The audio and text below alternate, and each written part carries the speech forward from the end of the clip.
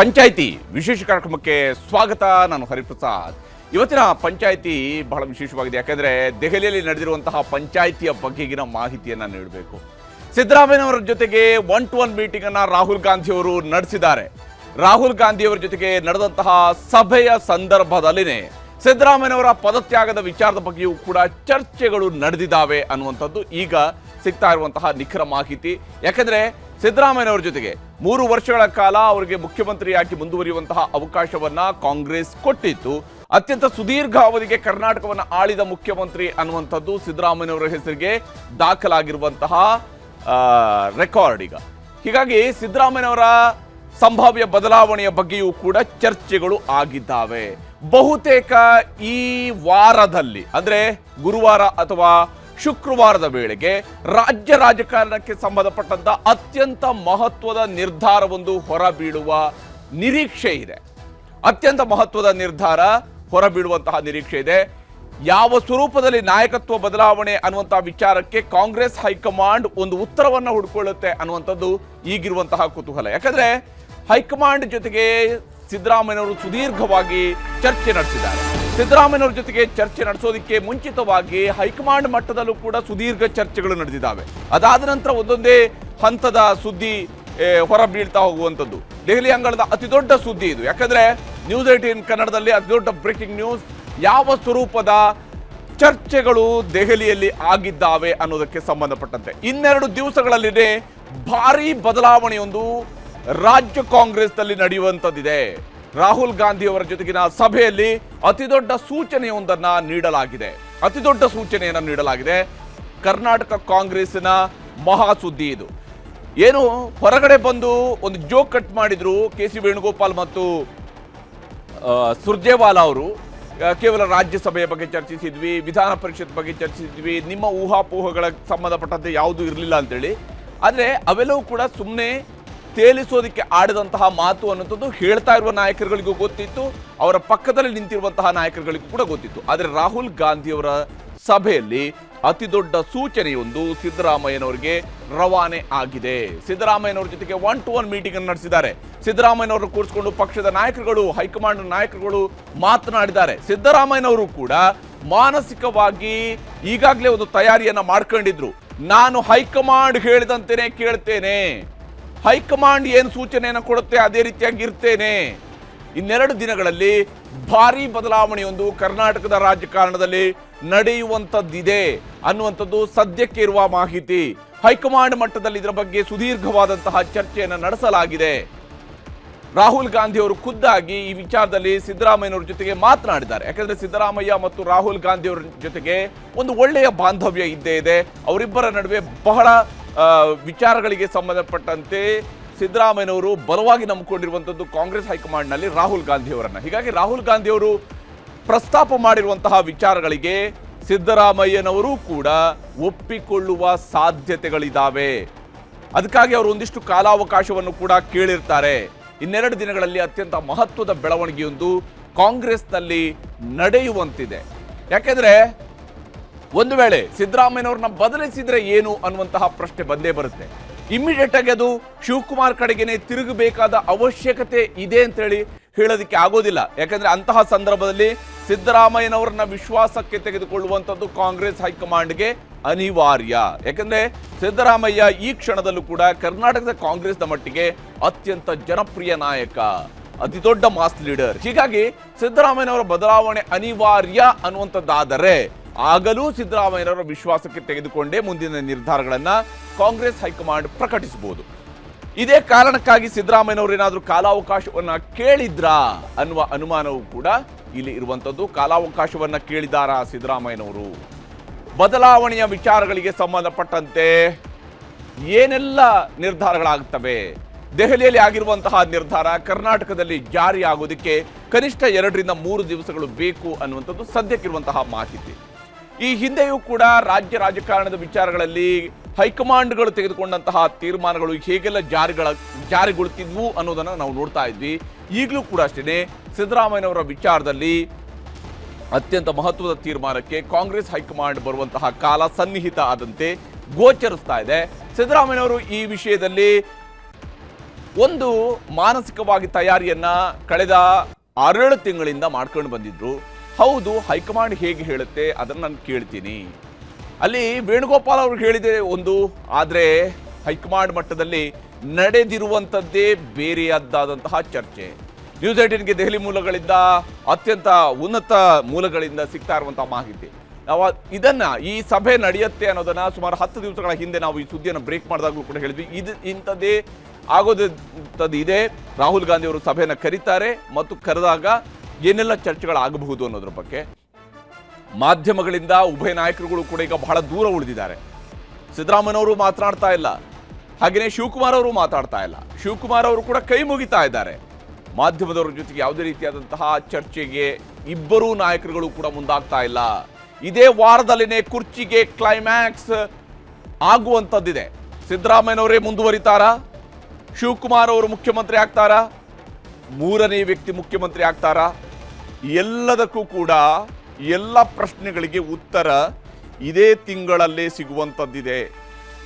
ಮೇ ತಿಂಗಳಿನಲ್ಲಿನೇ ಇದರ ಬಗ್ಗೆ ತೀರ್ಮಾನ ಹೊರಬೀಳುವಂಥದ್ದು ನಿಶ್ಚಿತ ಅಂತ ಹೇಳಲಾಗ್ತಾ ಇದೆ. ನ್ಯೂಸ್ 18ಗೆ ದೆಹಲಿಯ ಮೂಲಗಳ ಮಹತ್ವದ ಮಾಹಿತಿ ಲಭ್ಯವಾಗಿದೆ. ಅದರ ಪ್ರಕಾರ ಗುರುವಾರ ಅಥವಾ ಶುಕ್ರವಾರ ಅತ್ಯಂತ ನಿರ್ಣಾಯಕ ದಿನ ಆಗಿದೆ ಕರ್ನಾಟಕದ ರಾಜಕಾರಣದಲ್ಲಿ ಸಿದ್ದರಾಮಯ್ಯನವರ ಆಡಳಿತದ ವಿಚಾರದಲ್ಲಿ. ಸಭೆ ಬಳಿಕ ಸಿಎಂ ಮತ್ತು ಡಿಸಿಎಂ ಇಬ್ಬರು ಕೂಡ ಮೌನವಾಗಿದ್ರು.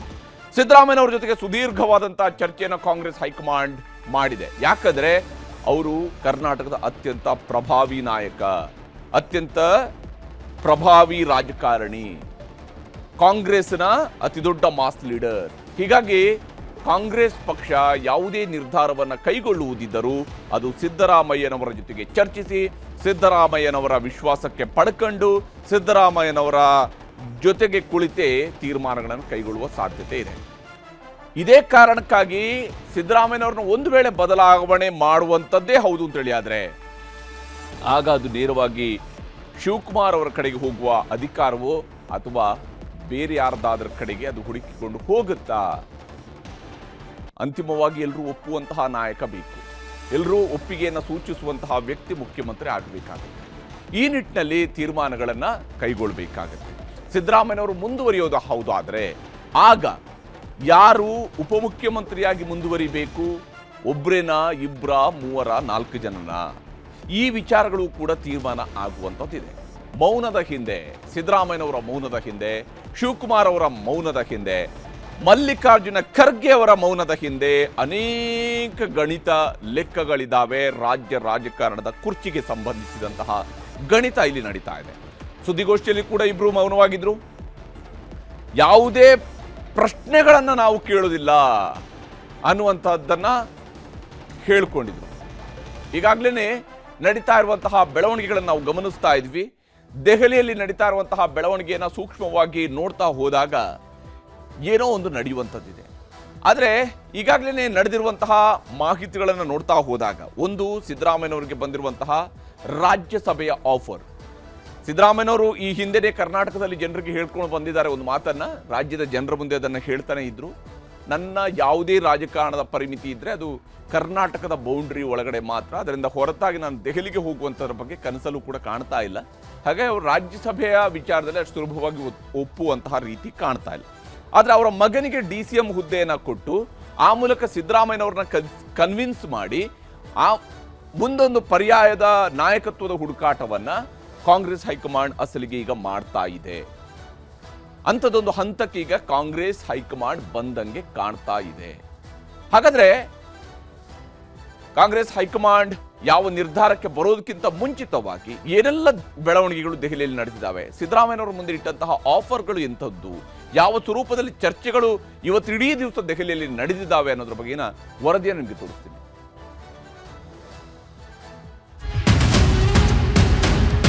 ಗೊಂದಲ ನಿವಾರಣೆ ಆಗದಿದ್ರೆ ಪಕ್ಷಕ್ಕೂ ಕೂಡ ಡ್ಯಾಮೇಜ್ ಆಗ್ತದೆ, ಆಡಳಿತಕ್ಕೂ ಕೂಡ ಡ್ಯಾಮೇಜ್ ಆಗ್ತದೆ. ಆದಷ್ಟು ಬೇಗ ಒಂದೊಂದು ಇತ್ಯರ್ಥ ಆಗ್ಬಿಡುತ್ತೆ. ಕಳೆದ 2 ವರ್ಷದಿಂದ ಧಾರಾವಾಹಿ ತರ ನಿಮ್ಮ ಕುರ್ಚಿ ಜಗಳ ನಡೀತಾ ಇದೆ. ಕರ್ನಾಟಕ ರಾಜ್ಯ ಸರ್ಕಾರ ಡೆಲ್ಲಿಯಿಂದ ಕಾರ್ಯನಿರ್ವಹಿಸುವಂತ ದುಸ್ಥಿತಿಗೆ ಇಳಿದಿದೆ. ನಮ್ಮ ಸಿದ್ದರಾಮಯ್ಯ ಯಾವ ಕಾರಣಕ್ಕೆ ಬಿಡಲ್ಲ. ಡಿ ಕೆ ಶಿವಕುಮಾರ್ ಯಾವಾಗೂ ಆಗಲ್ಲ. The entire discussion is only concentrated on coming Rajya Sabha elections and council elections of Karnataka. ಕರ್ನಾಟಕದ ಕುರ್ಚಿ ಕಚ್ಚಾಟದ ಬಗ್ಗೆ ನವದೆಹಲಿಯ ಇಂದಿರಾ ಭವನದಲ್ಲಿ ನಡೆದ ಸುದೀರ್ಘ ಮಹತ್ವದ ಸಭೆಗಳೆಲ್ಲವೂ ಇದೀಗ ಠುಸ್ಸನ್ನಿಸಿವೆ. ಸಿಎಂ ಕುರ್ಚಿ ಕಚ್ಚಾಟ, ಸಿದ್ದು ಡಿಕೆ ಕಚ್ಚಾಟಕ್ಕೆ ಬ್ರೇಕ್ ಬೀಳುವ ನಿರ್ಧಾರ ಆಗೇ ಬಿಡ್ತು ಅನ್ನೋದರೊಳಗೆ ಕಾಂಗ್ರೆಸ್ ಹೈಕಮಾಂಡ್ ಪಕ್ಷಕ್ಕೂ ರಾಜ್ಯದ ಜನರಿಗೂ ತಮಾಷೆ ಅನ್ನಿಸುವ ಉತ್ತರ ಕೊಟ್ಟಿದೆ. ರಾಜ್ಯಸಭೆ ಎಂಎಲ್ಸಿ ಗೆಲ್ಲೋದೇ ಆದ್ಯತೆ. ಕುರ್ಚಿ ಕಚ್ಚಾಟದ ಚರ್ಚೆ ಇಲ್ಲ ಹೈಕಮಾಂಡ್. ದೆಹಲಿಯ ಇಂದಿರಾ ಭವನದ ಸುದೀರ್ಘ ಸಭೆಗಳ ಬಗ್ಗೆ ರಾಜ್ಯ ಕಾಂಗ್ರೆಸ್ ಉಸ್ತುವಾರಿ ರಣದೀಪ್ ಸಿಂಗ್ ಸುರ್ಜೇವಾಲಾ, ಕೆಸಿ ವೇಣುಗೋಪಾಲ್, ಸಿದ್ದರಾಮಯ್ಯ, ಡಿಕೆ ಶಿವಕುಮಾರ್ ವಿವರ ನೀಡಿದ್ರು. ಪ್ರೆಸ್ ಮೀಟ್ಗೆ ಬರುತ್ತಲೇ ನಾವು ಯಾರಿಂದಲೂ ಪ್ರಶ್ನೆ ತೆಗೆದುಕೊಳ್ಳೋದಿಲ್ಲ, ನಮ್ಮ ನಿರ್ಧಾರಗಳನ್ನಷ್ಟೇ ಹೇಳ್ತೇವೆ ಎಂದು ಶುರು ಮಾಡಿದ್ರು. The entire discussion is only concentrated on coming Rajya Sabha elections and council elections of Karnataka. ಇನ್ನು ಕರ್ನಾಟಕ ನಾಯಕರ ಕುರ್ಚಿ ಕಚ್ಚಾಟದ ವಿಚಾರವಾಗಿ ಯಾವುದೇ ಚರ್ಚೆ ಆಗಿಲ್ಲ, ಅದೆಲ್ಲವೂ ಊಹಾಪೋಹ ಅಂದ್ರು ವೇಣುಗೋಪಾಲ್.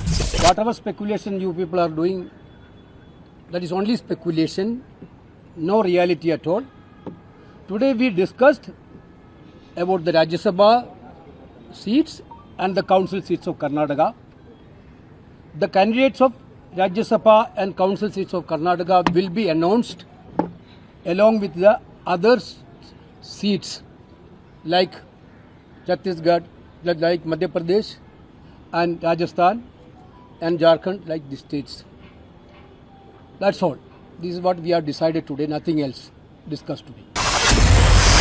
ರಾಜ್ಯ ಸರ್ಕಾರದಲ್ಲಿ ಯಥಾಸ್ಥಿತಿ, ಸಿಎಂ ಸಿದ್ದರಾಮಯ್ಯ ಸೇಫ್.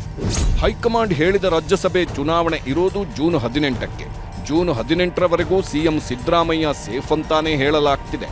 ಬದಲಾವಣೆಯಿಂದ ಹಿಂದೆ ಸರಿದ ಹೈಕಮಾಂಡ್ ಜೂನ್ 18ರ ನಂತರವಷ್ಟೇ ತೀರ್ಮಾನ ಕೈಗೊಳ್ಳುವ ಸಾಧ್ಯತೆಗಳಿವೆ.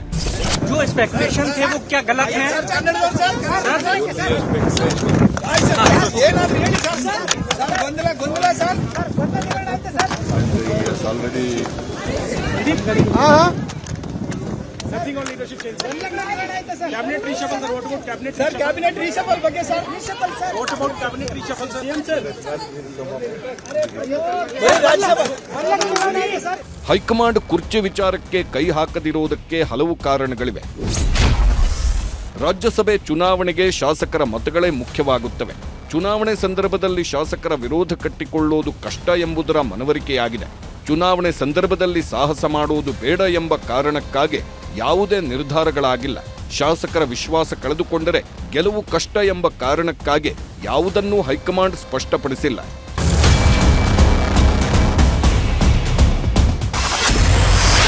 ಸಿಎಂ ಸಿದ್ದರಾಮಯ್ಯನವರಿಗೆ ರಾಜ್ಯಸಭೆ ಸ್ಥಾನ ಆಫರ್. ಸಿಎಂ ಹುದ್ದೆಗೆ ಪಟ್ಟು ರಾಜ್ಯಸಭೆ ಆಫರ್ಗೆ ನಕಾರ. ಇನ್ನು ಬೆಳಿಗ್ಗೆಯಿಂದ ನಡೆದ ಮ್ಯಾರಥಾನ್ ಮೀಟಿಂಗ್ನಲ್ಲಿ ಹೈಕಮಾಂಡ್ ನಾಯಕರು ಸಿಎಂ ಸಿದ್ದರಾಮಯ್ಯನವರಿಗೆ ರಾಜ್ಯಸಭೆ ಸ್ಥಾನದ ಆಫರ್ ಕೊಟ್ಟಿದ್ದಾರೆ ಎಂದೇ ಹೇಳಲಾಗಿದೆ. ರಾಹುಲ್ ಗಾಂಧಿ ಜೊತೆಗಿನ ಸಭೆಯಲ್ಲಿ ಅಧಿಕಾರ ಹಂಚಿಕೆ ಬಗ್ಗೆ ಪ್ರಸ್ತಾಪ ಮಾಡಿರುವ ರಾಹುಲ್ ಗಾಂಧಿ ಅವರೇ ರಾಜ್ಯಸಭೆ ಆಫರ್ ನೀಡಿದ್ದಾರೆ ಎಂದೇ ಹೇಳಲಾಗ್ತಿದೆ. ಸಿದ್ದರಾಮಯ್ಯನವರಿಗೆ ರಾಜ್ಯಸಭೆ ಆಫರ್ ನೀಡಿದ ನಾಯಕರು ಪುತ್ರ ಯತೀಂದ್ರಗೆ ಡಿಸಿಎಂ ಆಫರ್ ಅನ್ನೂ ನೀಡಿದ್ದಾರೆ. ಆದರೆ ಇದ್ಯಾವುದಕ್ಕೂ ಒಪ್ಪದ ಸಿಎಂ ಸಿದ್ದರಾಮಯ್ಯ ಸಿಎಂ ಹುದ್ದೆ ಬಿಟ್ಟುಕೊಡಲು ಒಪ್ಪುತ್ತಿಲ್ಲ.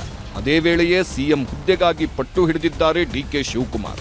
ಹೀಗಾಗಿ ಇಬ್ಬರ ಜಗಳದಿಂದಾಗಿ ಸ್ಪಷ್ಟ ತೀರ್ಮಾನಕ್ಕೆ ಬಾರದ ಹೈಕಮಾಂಡ್ ನಾಯಕತ್ವ ಬಿಕ್ಕಟ್ಟನ್ನ ಜೀವಂತವಾಗಿಟ್ಟಿದೆ. ಇದಕ್ಕೂ ಮುನ್ನ ಬೆಳಿಗ್ಗೆಯಿಂದ ಮ್ಯಾರಥಾನ್ ಸಭೆಗಳು ನಡೆದವು. ಇಂದಿರಾ ಭವನದಲ್ಲಿ ಮೊದಲ ಸುತ್ತಿನ ಸಭೆ ನಡೆಯಿತು. ರಾಹುಲ್ ಗಾಂಧಿ, ಮಲ್ಲಿಕಾರ್ಜುನ್ ಖರ್ಗೆ, ರಣದೀಪ್ ಸಿಂಗ್ ಸುರ್ಜೇವಾಲಾ ಹಾಗೂ ಕೆಸಿ ವೇಣುಗೋಪಾಲ್ ಮಧ್ಯೆ ಸುದೀರ್ಘ 2 ಗಂಟೆಗಳ ಕಾಲ ಸಭೆ ನಡೆಯಿತು. ರಾಜ್ಯ ಕಾಂಗ್ರೆಸ್ ಬೆಳವಣಿಗೆಗಳ ಬಗ್ಗೆ ವರಿಷ್ಠರು ಮಾಹಿತಿ ಪಡೆದರು. ನಾಯಕತ್ವ ಬದಲಾವಣೆ ಮಾಡೋದಾ ಬೇಡವಾ, ಸಂಪುಟಕ್ಕೆ ಸರ್ಜರಿ ಮಾಡೋದಾ ಬೇಡವಾ ಎಂಬಿತ್ಯಾದಿ ವಿಚಾರ, ಹಾಗೆ ಕರ್ನಾಟಕದ ಬೆಳವಣಿಗೆಗಳ ಸಂಪೂರ್ಣ ಮಾಹಿತಿ ಪಡೆದರು. ಅದಾದ ಬಳಿಕ ರಾಹುಲ್ ಗಾಂಧಿ, ಮಲ್ಲಿಕಾರ್ಜುನ್ ಖರ್ಗೆ, ರಣದೀಪ್ ಸಿಂಗ್ ಸುರ್ಜೇವಾಲಾ, ಕೆಸಿ ವೇಣುಗೋಪಾಲ್ ಸೇರಿಕೊಂಡು ಸಿಎಂ ಸಿದ್ದರಾಮಯ್ಯ ಜೊತೆ ಸಭೆ ಮಾಡಿದ್ರು. ಕುರ್ಚಿ ಕಚ್ಚಾಟದ ಸಂಪೂರ್ಣ ಮಾಹಿತಿ ಪಡೆದು ಡಿಕೆಶಿ ನಡೆ, ಚಟುವಟಿಕೆಗಳ ವಿವರಣೆ ಪಡೆದಿದ್ದರು. ಸಚಿವ ಸಂಪುಟ ಪುನರಚನೆಗೆ ಸಿಎಂ ಗಟ್ಟಿ ಧ್ವನಿ ಎತ್ತಿದ್ದರು. ಪುನರಚನೆ ಅಸ್ತ್ರದ ಮೂಲಕ ಸಿಎಂ ಕುರ್ಚಿ ಉಳಿಸಿಕೊಳ್ಳುವ ತಂತ್ರ ಮಾಡಿದ್ದರು. ಪುನರಚನೆ, ಅಹಿಂದ ಅಸ್ತ್ರ ಬಳಕೆ ಜೊತೆಗೆ ಒಬಿಸಿ, ಅಹಿಂದ ಮತ ಬ್ಯಾಂಕ್ ಬಗ್ಗೆ ವಿವರಣೆ ನೀಡಿದ್ದರು. 2028ಕ್ಕೂ ಅಹಿಂದ ಮತಗಳೇ ಮುಖ್ಯ ಎಂಬುದನ್ನ ಮನವರಿಕೆ ಮಾಡಿದ್ದರು. ನಂತರ 3ನೇ ಮೀಟಿಂಗ್ ರಾಹುಲ್ ಗಾಂಧಿ ಹಾಗೂ ಸಿದ್ದರಾಮಯ್ಯ ಮಧ್ಯೆ ನಡೆದಿತ್ತು. ಸಚಿವ ಸಂಪುಟ ಪುನರಚನೆಗೆ ಅವಕಾಶ ನೀಡಬೇಕೆಂದು ರಾಹುಲ್ ಗಾಂಧಿ ಮುಂದೆ ಸಿಎಂ ಪ್ರಸ್ತಾಪಿಸಿದ್ರು. ಜಿಬಿಎ ಪಂಚಾಯಿತಿ ಎಲೆಕ್ಷನ್ ಗೆಲ್ಲುವ ಸ್ಟ್ರಾಟಜಿಗಳ ಬಗ್ಗೆಯೂ ಮನವರಿಕೆ ಮಾಡಿಕೊಟ್ರು. ಸರ್ಕಾರ ಸಚಿವರ ಕಾರ್ಯವೈಖರಿಯ ರಿಪೋರ್ಟ್ ಕಾರ್ಡ್ ಕೊಟ್ರು. ಸಚಿವರ ಮೇಲಿನ ಭ್ರಷ್ಟಾಚಾರದ ಆರೋಪಗಳ ಬಗ್ಗೆಯೂ ವಿವರಣೆ ನೀಡಿದ್ರು. ಗ್ಯಾರಂಟಿಗಳ ಸಕ್ಸಸ್, ಬೈ ಎಲೆಕ್ಷನ್ ಗೆಲುವುಗಳ ಬಗ್ಗೆ ಮಾಹಿತಿ ಕೊಟ್ರು. ನಾಯಕತ್ವ ಗೊಂದಲದಿಂದ ಆಗಿರುವ ಡ್ಯಾಮೇಜ್ ಸರಿ ಮಾಡಬೇಕು. 2028ರ ವಿಧಾನಸಭೆ ಹಾಗೂ 2029ರ ಲೋಕಸಭೆ ಗೆಲ್ಲೋದೇ ಟಾರ್ಗೆಟ್ ಎಂದ್ರು. ಈ ಮೀಟಿಂಗ್ ಬಳಿಕ ಮಲ್ಲಿಕಾರ್ಜುನ್ ಖರ್ಗೆ, ರಣದೀಪ್ ಸಿಂಗ್ ಸುರ್ಜೇವಾಲಾ, ಕೆಸಿ ವೇಣುಗೋಪಾಲ್ ಹಾಗೂ ಸಿದ್ದರಾಮಯ್ಯ ಮತ್ತೆ ಸಭೆ ಮಾಡಿದ್ರು. ಈ ಸಭೆಯಲ್ಲಿ ಬದಲಾವಣೆಯ ಸಾಧಕ ಬಾಧಕಗಳ ಚರ್ಚೆಗಳು ನಡೆದವು. ಯಥಾಸ್ಥಿತಿ ಮುಂದುವರಿಸೋದಾ, ಬದಲಾಯಿಸೋದಾ, ಯಾವಾಗ ಏನ್ ತೀರ್ಮಾನ ಆಗಬೇಕು, ತಕ್ಷಣವೇ ಘೋಷಣೆ ಮಾಡೋದಾ ಬೇಡವಾ ಎಂಬ ನಿರ್ಧಾರ ಮಾಡಲಾಯಿತು. ಇದಾದ ಬಳಿಕ ಹೈಕಮಾಂಡ್ ನಾಯಕರು ಸದ್ಯಕ್ಕೆ ಯಾವುದೇ ಚರ್ಚೆಗಳಾಗಿಲ್ಲ, ಏನೂ ಇಲ್ಲ ಅಂದುಬಿಟ್ರು. The entire discussion is only concentrated on coming Rajya Sabha elections and council elections of Karnataka. ಇದಾದ ಬಳಿಕ ಸಿಎಂ ಸಿದ್ದರಾಮಯ್ಯ ಕೆಜೆ ಜಾರ್ಜ್ ಮನೆಗೆ ಹೋದ್ರು. ಡಿಸಿಎಂ ತಮ್ಮನ ಮನೆಗೆ ಹೋದ್ರು. ಅದಕ್ಕೂ ಮುನ್ನ ಇಂದಿರಾ ಭವನದ ಲಿಫ್ಟ್ ಬಳಿ ಮೀಡಿಯಾ ಕಣ್ಣಿಗೆ ಬಿದ್ದರು ಡಿಕೆ ಶಿವಕುಮಾರ್. ಕೇಳಿದ ಯಾವುದೇ ಪ್ರಶ್ನೆಗಳಿಗೂ ಉತ್ತರ ಕೊಡಲಿಲ್ಲ. ಫುಲ್ ಗರಂ ಆದ್ರು.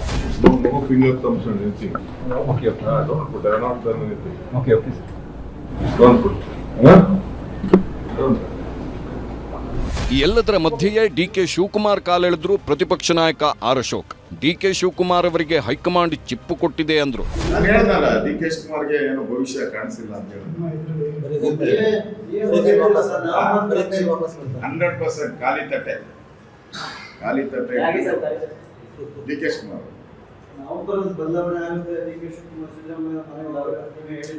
ಅವ್ರು ಬದಲಾವಣೆ ಆಗುತ್ತೆ ಅಂತ ಹೇಳಿದೆ. ಡಿಕೆ ಶಿವಕುಮಾರ್ ಆತಾರೆ ಅಂತ ನಾನು ಆ ಯೋಗನೇ ಕಾಣಿಸ್ತಾ ಇಲ್ಲ. ಯಾವ ಕಾರಣಕ್ಕೆ ಮುಖ್ಯಮಂತ್ರಿ ಕುರ್ಚಿ ಬಿಡಲ್ಲ? ನಮ್ಮ ಸಿದ್ದರಾಮಯ್ಯ ಅವರ ಬಹಳ ಅನುಭವ ಇದೆ.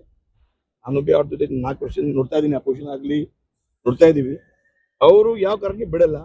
ಡಿ ಕೆ ಶಿವಕುಮಾರ್ ಯಾವ ಮುಖ್ಯಮಂತ್ರಿ ಆಗಲ್ಲ. ಅವ್ರ ಜಗಳ ಹೀಗೆ ಪ್ರತಿಪಕ್ಷಗಳು ಹೇಳೋ ಹಾಗೆ ಕುರ್ಚಿ ಕಚ್ಚಾಟಕ್ಕೆ ಕ್ಲೈಮ್ಯಾಕ್ಸ್ ಅಂತೂ ಕಾಣುತ್ತಿಲ್ಲ. ಆದ್ರೆ ಮುಂದೆಯೂ ಈ ಹೈಡ್ರಾಮಾ ಮುಂದುವರಿಯೋದು ನಿಶ್ಚಿತ. Bureau report, news 18.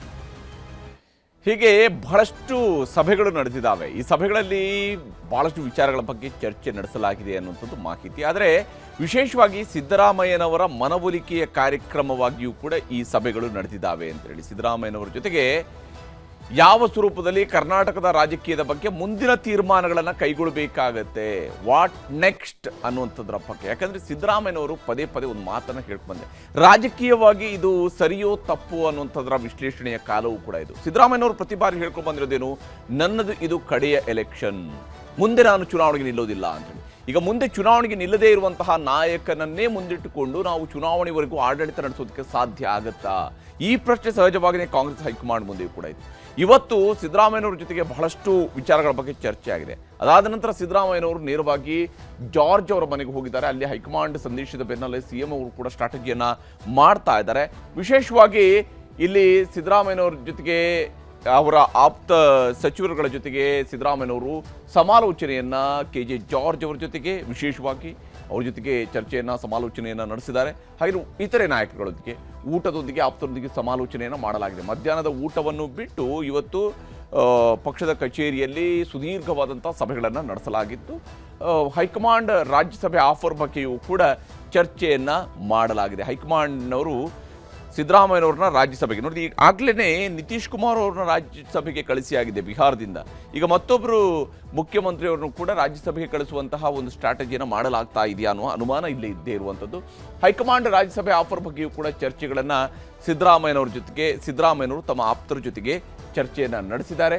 ಆ ಮೂಲಕ ಮುಂದೆ ಏನು ಮಾಡಬೇಕು ಅನ್ನುವಂತಹ ನಿಟ್ಟಲ್ಲಿ 15 ಆಪ್ತರಿಗೆ ಮಂತ್ರಿ ಸ್ಥಾನ ಮತ್ತು ಪ್ರಬಲ ಖಾತೆಗಳನ್ನು ಆಫರನ್ನು ಮಾಡಬಹುದು. ಯಾಕಂದರೆ ಅಂತಿಮವಾಗಿ ಸಿದ್ದರಾಮಯ್ಯನವರು ನೆಕ್ಸ್ಟ್ ಎಲೆಕ್ಷನ್ ನಾನು ಕಂಟೆಸ್ಟೇ ಮಾಡಲ್ಲ ಅನ್ನೋಂಥ ತೀರ್ಮಾನಕ್ಕೆ ಬಂದಿದ್ದೇ ಹೌದು ಅಂತೇಳಿ. ಆದರೆ ಸಿದ್ದರಾಮಯ್ಯನವರು ಸಹಜವಾಗಿಯೇ ಅವರ ನಂತರದ ನಾಯಕತ್ವವನ್ನು ಬೆಳೆಸಬೇಕಾಗಿತ್ತು, ಅವರ ಜವಾಬ್ದಾರಿಯೂ ಆಗುತ್ತೆ. ಯಾಕಂದರೆ ಸುದೀರ್ಘ ರಾಜಕಾರಣ ಮಾಡಿದ್ದಾರೆ, ಅವರು ಒಂದು ದೊಡ್ಡ ನಾಯಕತ್ವವನ್ನು ಕೊಟ್ಟಿದ್ದಾರೆ. ಅವರನ್ನು ನಂಬಿಕೊಂಡು ಅನೇಕರು ರಾಜಕಾರಣದಲ್ಲಿ ಅವರ ನಾಯಕತ್ವದ ಅಡಿಯಲ್ಲಿ ಕೆಲಸ ಮಾಡಿರುವಂತಹ ಸಚಿವರುಗಳಿದ್ದಾರೆ, ಶಾಸಕರುಗಳಿದ್ದಾರೆ. ಅಂಥವ್ರುಗಳಿಗೆ ಈಗ ಸ್ಥಾನಮಾನವನ್ನು ಕೊಡಿಸುವಂತಹ ಜವಾಬ್ದಾರಿ ಸಿದ್ದರಾಮಯ್ಯನವರ ಮೇಲಿರುತ್ತೆ. ಕೇವಲ ತನ್ನ ಮಗನಿಗೆ ಮಾತ್ರ ಸ್ಥಾನಮಾನ ಕೊಡಿಸೋದ್ರ ಕಡೆಗೆ ಅವರು ಆಸಕ್ತಿ ತೋರಿದರೆ, ಸಿದ್ದರಾಮಯ್ಯನವರು ಕೂಡ ಮತ್ತೊಂದು ರೀತಿಯಲ್ಲಿ ನಾಯಕತ್ವ ಕೇವಲ ಸ್ವಹಿತಾಸಕ್ತಿಗೆ ಸೀಮಿತ ಅನ್ನುವಂಥದ್ದಕ್ಕೆ ಭಾಜನರಾಗ್ಬೋದು. ಹೀಗಾಗಿ ಸಮನ್ವಯ ಸಮಿತಿ ರಚನೆಯ ಬಗ್ಗೆಯೂ ಕೂಡ CM ಅವರು ಚರ್ಚೆಯನ್ನು ನಡೆಸ್ತಾ ಇದ್ದಾರೆ. ಆ ಮೂಲಕವಾಗಿ ಅವರಿಗೆ ರಾಜ್ಯಸಭೆಗೆ ಹೋಗುವಂತಹ ಆಸಕ್ತಿಗಳು ಜಾಸ್ತಿ ಇದ್ದಂಗಿಲ್ಲ, ಬದಲಿಗೆ ಕರ್ನಾಟಕದ ರಾಜಕಾರಣದಲ್ಲಿನೇ ಪ್ರಸ್ತುತವಾಗಿರಬೇಕು ಅಂತ ಹೇಳಿದ್ರೆ ಇಲ್ಲೇ ಒಂದು ಸಮನ್ವಯ ಸಮಿತಿ ಅಂತದನ್ನು ರಚನೆ ಮಾಡಿಕೊಂಡು ಅದರ ಮೂಲಕವಾಗಿ ಅವರು ಮುಂದುವರಿಯುವಂಥದ್ರ ಬಗ್ಗೆ ಆಪ್ತರೊಂದಿಗೆ ಸಭೆ ಮಾಡಿ ತೀರ್ಮಾನಕ್ಕೆ ಸಿದ್ದರಾಮಯ್ಯನವರು ಬರುವಂತಹ ಸಾಧ್ಯತೆಗಳಿದ್ದಾವೆ. ಬಹುತೇಕ ಇನ್ನು 2-3 ದಿವಸಗಳ ಒಳಗೆ ರಾಜ್ಯ ರಾಜಕಾರಣದ ಅತ್ಯಂತ ಮಹತ್ವದ ನಿರ್ಧಾರ ಸಿದ್ದರಾಮಯ್ಯನವರ ಕಡೆಯಿಂದ ವ್ಯಕ್ತವಾಗುವಂಥದ್ದು ಇದೆ. ಸಿದ್ದರಾಮಯ್ಯನವರು ಅಂಥದ್ದೊಂದು ತೀರ್ಮಾನವನ್ನು ಪ್ರಕಟಿಸುವ ನಿರೀಕ್ಷೆ ಇದೆ. ಹಾಗೆಯೇ ಈಗಾಗಲೇ ಬ್ರದರ್ಸ್ ಕೂಡ ಗೇಮ್ ಪ್ಲಾನನ್ನು ಮಾಡ್ತಾ ಇದ್ದಾರೆ. ಹೈಕಮಾಂಡ್ ಸೂತ್ರದ ಬಗ್ಗೆ DK ಬ್ರದರ್ಸ್ ನಡುವೆಯೂ ಕೂಡ ಚರ್ಚೆಗಳು ನಡೆದಿದ್ದಾವೆ. ಯಾಕಂದರೆ ಈಗ ಒಂದು ವೇಳೆ ಸಿದ್ದರಾಮಯ್ಯನವರು ಬದಲಾವಣೆ ಮಾಡೋದೇ ಹೌದು ಅಂತೇಳಿ ಆದರೆ ಅದು ನೇರವಾಗಿ ಶಿವಕುಮಾರ್ ಅವರ ಕಡೆಗೆ ಹೋಗಿಯೇ ಬಿಡುತ್ತೆ ಅಂತೇಳಿ ಈ ಕ್ಷಣದಲ್ಲೂ ಕೂಡ ಖಾತ್ರಿ ಇಲ್ಲ. ಯಾಕಂದರೆ 100% ಶಿವಕುಮಾರ್ ಅವರು ಪ್ರಬಲ ಆಕಾಂಕ್ಷಿ, ಅದಕ್ಕೆ ಅದರ ಹತ್ತಿರದಲ್ಲಿ ನಿಂತಿರುವಂತಹ ಆಕಾಂಕ್ಷಿ, ಅವ್ರನ್ನೇನು ಮುಖ್ಯಮಂತ್ರಿ ಆಗಬೇಕು ಅನ್ನೋದನ್ನು ಕಾಯ್ತಾ ಇದ್ದಾರೆ. ಆದರೆ ಹೈಕಮಾಂಡ್ ಮನವರಿಕೆ ಮಾಡಿರುವ ಅಂಶಗಳ ಬಗ್ಗೆ ಶಿವಕುಮಾರ್ ಮತ್ತು ಸುರೇಶ್ ಅವರು ಕೂಡ ಚರ್ಚೆಯನ್ನು ನಡೆಸ್ತಾ ಇದ್ದಾರೆ. ಅವರದೇ ಆದಂಥ ಚರ್ಚೆಗಳು ನಡೀತಾ ಇದ್ದಾವೆ. ರಾಜ್ಯಸಭೆ MLC ಟಾಸ್ಕ್ ಪೂರೈಸುವ ಬಗ್ಗೆ ಕೂಡ ಚರ್ಚೆಗಳು ನಡೀತಾ ಇದ್ದಾವೆ. ಶಿವಕುಮಾರ್ ಅವರು ಪ್ರಬಲ ಆಕಾಂಕ್ಷಿ ಮತ್ತು ಅವರದೇ ಆದಂಥ ಕಾರಣಗಳಿಗಾಗಿ, ಯಾಕಂದರೆ ಅವರ ಕೊಟ್ಟಿರುವಂತಹ ನಾಯಕತ್ವ, KPCCಗೆ ಅವರು ಕೊಟ್ಟಿರುವಂತಹ ನಾಯಕತ್ವ, ಈ ಕಾರಣಗಳಿಗಾಗಿ ಅವರು ಸಹಜವಾಗಿಯೇ ಮುಖ್ಯಮಂತ್ರಿ ಹುದ್ದೆಯಲ್ಲಿ ಇರಬೇಕಾದಂತಹ ವ್ಯಕ್ತಿ ಅಂತ ಹೇಳಿ ಅವರು ಬಯಸಿದ್ರು ತಪ್ಪಲ್ಲ, ಕಾಂಗ್ರೆಸ್ನ ಇತರೆ ನಾಯಕರುಗಳು ಬಯಸಿದ್ರು ತಪ್ಪಲ್ಲ. ಆದರೆ ಈ ವಿಚಾರದಲ್ಲಿ ಅವರು ಏನು ಮಾಡ್ತಾ ಇದ್ದಾರೆ, ಜೂನ್ 18ರವರೆಗೂ ಯಾರು ಮಾತಾಡದಂತೆ ಈಗ ತಾಕೀತನ್ನು ಮಾಡಲಾಗಿದೆ, ಅಥವಾ ಮುಂದಿನ ನಿರ್ಧಾರ ಪ್ರಕಟ ಆಗುವವರೆಗೂ ಕೂಡ ಯಾರು ಮಾತನಾಡಬಾರ್ದು ಅನ್ನುವಂತಹ ಚರ್ಚೆಗಳಾಗ್ತಾ ಇದ್ದಾವೆ. ಜೂನ್ 18ರ ನಂತರ ಅಥವಾ ಅದಕ್ಕಿಂತ ಮೊದಲು ಕೂಡ ಬದಲಾವಣೆಯ ಬಗ್ಗೆ ತೀರ್ಮಾನಗಳು ಹೊರಬೀಳುವ ಸಾಧ್ಯತೆ ಇದೆ. ದೆಹಲಿಗೆ ಬಂದು ಪ್ರಬಲ ಒತ್ತಡ ಹೇರುವ ವಿಚಾರಗಳ ಬಗ್ಗೆ ಕೂಡ ಈಗಾಗಲೇ ಚರ್ಚೆಗಳು ನಡೆದಿದ್ದಾವೆ. ಮುಖ್ಯಮಂತ್ರಿ ರಾಜೀನಾಮೆ ಆಗೋ ತನಕ ಮುಂದಿನ ಮುಖ್ಯಮಂತ್ರಿ ಯಾರು ಅನ್ನೋದ್ರ ಬಗ್ಗೆ ಗುಟ್ಟು ಬಿಟ್ಟು ಕೊಡೋದಕ್ಕೆ ಸಾಧ್ಯ ಇಲ್ಲ. ಅಲ್ಲಿವರೆಗೆ ಇರೋರೆಲ್ಲರೂ ಕೂಡ ಪ್ರಬಲ ಆಕಾಂಕ್ಷಿಗಳು ಮೊದಲ ರೇಸ್ನಲ್ಲಿರ್ತಾರೆ ಹೊರತು ಬೇರೆನೇನೂ ಆಗೋದಿಲ್ಲ. ಮುಖ್ಯಮಂತ್ರಿ ರಾಜೀನಾಮೆ ಕೊಡೋದೇ ಹೌದು ಅಂತೇಳಿ ಆದರೆ ಅಲ್ಲಿಂದ ನಂತರ ಶುರುವಾಗ ರಾಜಕಾರಣ ಇದೆಯಲ್ಲ, ಅದು ಯಾವ ದಿಕ್ಕಿಗೂ ಕೂಡ ಸಾಗಬಹುದು. ಯಾಕಂದರೆ ಅದೇ ರಾಜಕಾರಣ. ಹಾಗಾಗಿನೇ ಯಾವ ಸ್ವರೂಪದಲ್ಲಿ ಪಂಜಾಬ್ನಲ್ಲಿ ನವಜೋತ್ ಸಿಂಗ್ ಸಿಧು ಅವರು ಮುಖ್ಯಮಂತ್ರಿ ಆಗಬೇಕು ಅಂತ ಹೇಳಿದ್ರೆ ತುದಿಗಾಲಿನಲ್ಲಿದ್ದರು, ಕೊನೆಗೆ ಸರ್ಪ್ರೈಸ್ ಆಗಿ ಬಂದಿರುವಂಥದ್ದು ಚೆನ್ನಿ ಅವರು. ಈ ರೀತಿಯಾಗಿ ಯಾವುದೂ ಕೂಡ ನಡೀಬಹುದು ರಾಜಕಾರಣದಲ್ಲಿ. ಈಗ ಸಿದ್ದರಾಮಯ್ಯನವರ ತೀರ್ಮಾನ ಏನಾಗುತ್ತೆ ಅದರ ಆಧಾರದ ಮೇಲೆ ಮುಂದಿನ ರಾಜಕಾರಣದ ನಡೆಗಳು ನಿಂತಿದ್ದಾವೆ. ಮುಂದಿನ ರಾಜಕಾರಣ ಯಾವ ಕಡೆಗೆ ಸಾಗುತ್ತೆ ಅನ್ನುವಂಥದ್ದು ನಿಂತಿರುವಂಥದ್ದು. ಇದಾಗಿತ್ತು ಉತ್ತರ ಪಂಚಾಯಿತಿ. ನಮಸ್ಕಾರ.